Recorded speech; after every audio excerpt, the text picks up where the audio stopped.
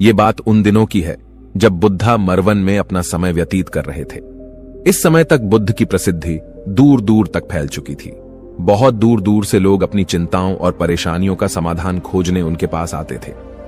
ऐसे ही एक दिन जब बुद्धा मरवन में अपने शिष्यों को प्रवचन दे रहे थे तो एक अधेड़ उम्र का व्यक्ति अपने 20-21 वर्ष के पुत्र को अपने साथ लिए बुद्ध की तरफ चला आ रहा था। जब वे प्रवचन स्थल के पास पहुंच गए तो एक नजर बुद्ध ने उन पर डाली और इशारे से बैठने के लिए कहा।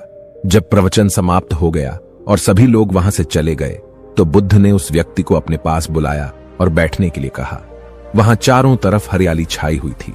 मौसम बहुत सुहाना था और तरह तरह के पक्षियों की आवाजें गूंज रही थीं। ऐसा नजारा देखकर उस व्यक्ति को अंदर से असीम शांति महसूस हो रही थी। इसके बाद बुद्ध ने उस व्यक्ति से आने का कारण पूछा तो इस पर व्यक्ति ने कहा, हे तथागत, मैं 2 दिन की लंबी यात्रा करके अपने पुत्र को आपसे मिलवाने लाया हूं। ये मेरा इकलौता पुत्र है और ये हर समय थका थका रहता है। ऐसा लगता है जैसे इसके अंदर कोई जान ही नहीं है, कोई प्राण ही नहीं है। इसका स्वभाव भी काफी चिड़चिड़ा हो गया है। अगर हम इससे कुछ भी कहते हैं तो यह हमारी छोटी छोटी बातों पर गुस्सा हो जाता है। इसके देखने की क्षमता भी उम्र से पहले ही कमजोर हो गई है और इसके बाल भी सफेद पड़ने लगे हैं। इतनी कम उम्र में इतनी बड़ी उम्र का लगना मुझे तो कुछ समझ नहीं आ रहा। इसके साथ हो क्या रहा है तथागत? मैं अपने पुत्र के स्वास्थ्य को लेकर बहुत चिंतित हूं।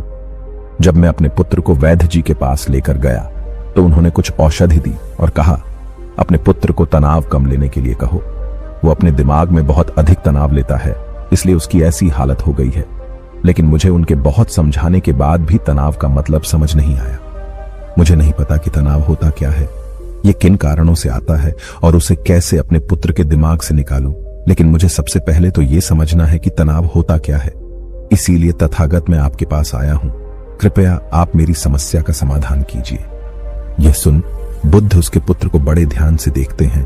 उसके चेहरे को देखते हैं, उसकी आंखों को देखते हैं और फिर उसके हाथों की नब्ज को भी देखते हैं। यह सारी विधि करने के पश्चात बुद्ध उस व्यक्ति से कहते हैं, तनाव लेना तो कोई नहीं चाहता, लेकिन फिर भी यह तनाव लोगों के दिमाग को दीमक की तरह पकड़ लेता है और व्यक्ति जान भी नहीं पाता कि वह तनाव में जी रहा है।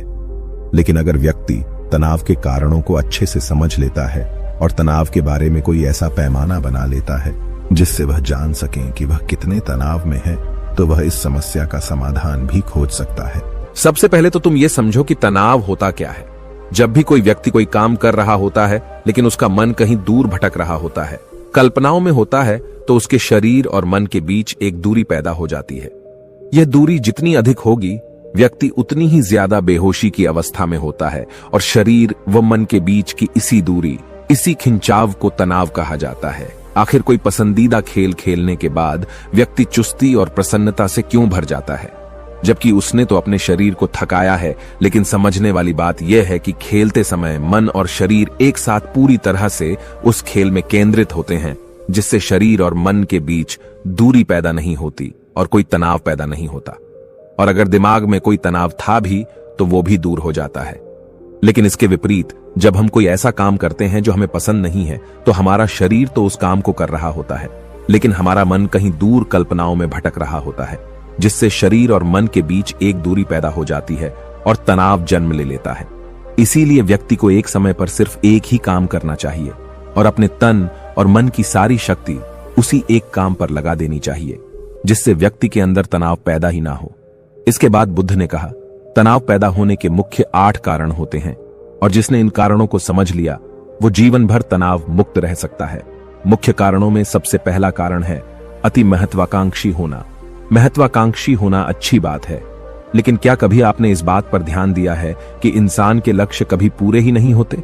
उसका एक लक्ष्य पूरा हुआ नहीं कि वह दूसरे की तरफ भागने लगता है, दूसरा पूरा हुआ तो तीसरे की तरफ, और इस तरीके से वो अपने लक्ष्यों को पाने के लिए जिंदगी भर गोल गोल घूमता रहता है।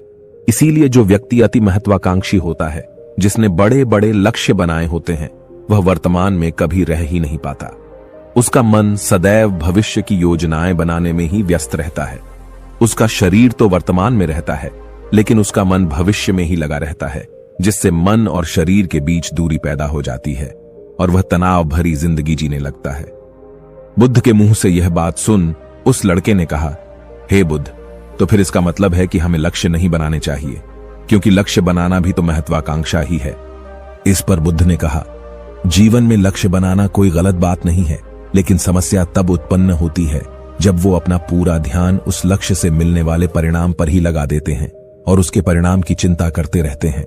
व्यक्ति को वर्तमान में जीना आना चाहिए। आप लक्ष्य बनाइए और उस लक्ष्य की प्राप्ति के लिए कड़ी मेहनत करिए, लेकिन साथ ही साथ आपको इस बात का भी ज्ञान होना चाहिए कि आप अभी वर्तमान में जी रहे हैं और वर्तमान ही सत्य है। बुद्ध ने आगे कहा, तनाव का दूसरा सबसे बड़ा कारण है ईर्ष्या। जब व्यक्ति ईर्ष्या और जलन से भर जाता है तो उसका मन अंदर से सड़ने लगता है। ईर्ष्या एक आंतरिक घाव है।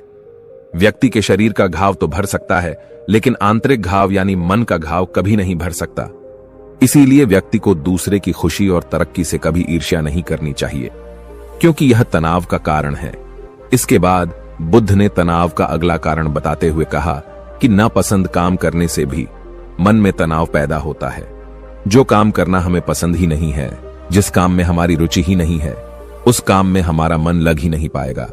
हमारा शरीर तो वहीं बैठा रहेगा, लेकिन हमारा मन कल्पनाओं की उड़ान भरेगा, जिससे शरीर और मन के बीच दूरी पैदा हो जाती है और व्यक्ति तनावग्रस्त हो जाता है। इसीलिए इंसान को हमेशा अपनी रुचि के अनुसार ही कार्य करना चाहिए। अगर व्यक्ति ने यह पता कर लिया कि उसे कौन सा काम करना पसंद है और वो उसी काम को अपने जीवन का लक्ष्य बना लेता है, तो फिर वो काम उसके लिए काम नहीं बल्कि खेल बन जाता है। फिर बुद्ध ने कहा, तनाव का चौथा कारण होता है किसी दूसरे से अपेक्षाएं रखना।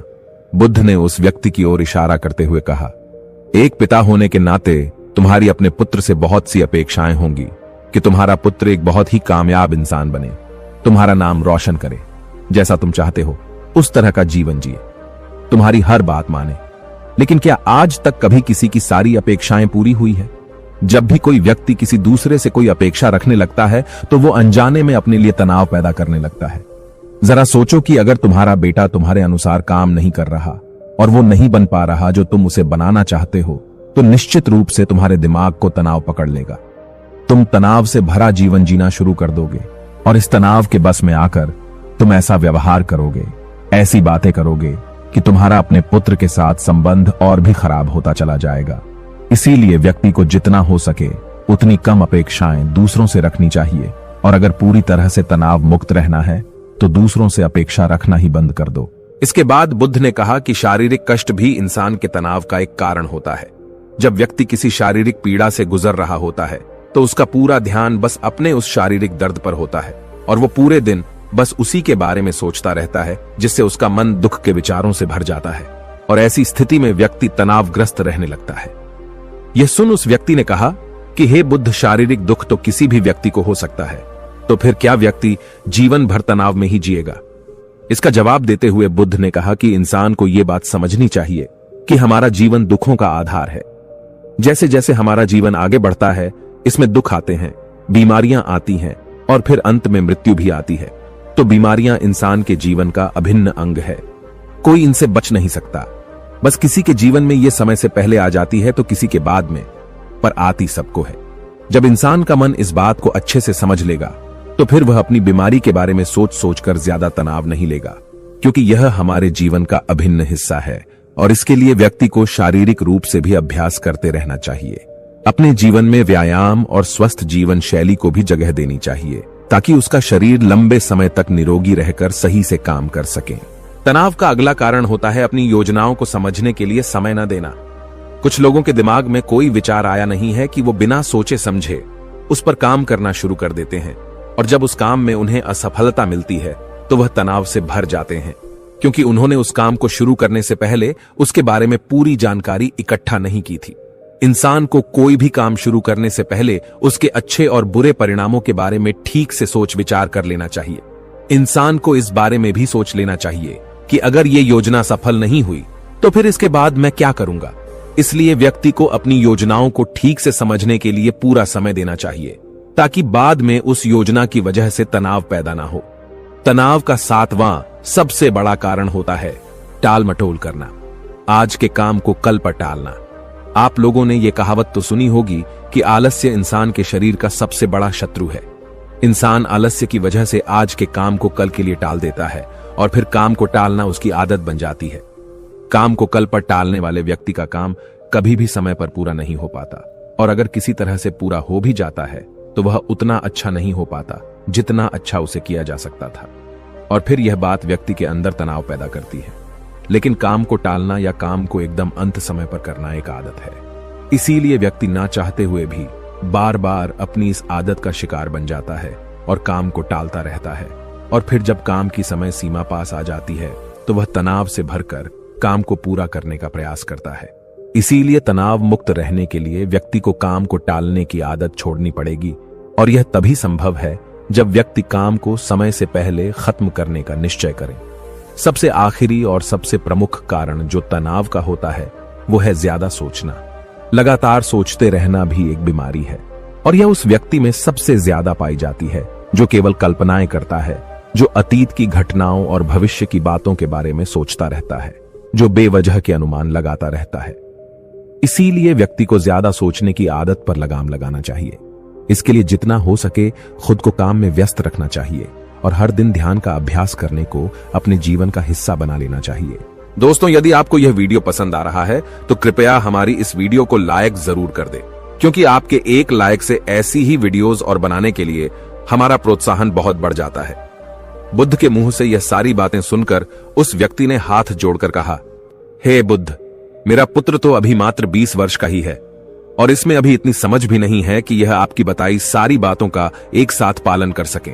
आप कृपया करके तनाव मुक्त रहने का कोई आसान सा तरीका बता दें, जिससे मेरा बेटा उसका अनुसरण भी कर सके और तनाव मुक्त भी रह सके। उस व्यक्ति की यह प्रार्थना सुन बुद्ध ने कुछ सोचते हुए जवाब दिया, अगर तुम इतनी सारी बातों का पालन नहीं कर सकते तो इसके लिए एक बहुत ही आसान विधि है। तुम एक बार में एक काम को करने पर ध्यान लगाओ।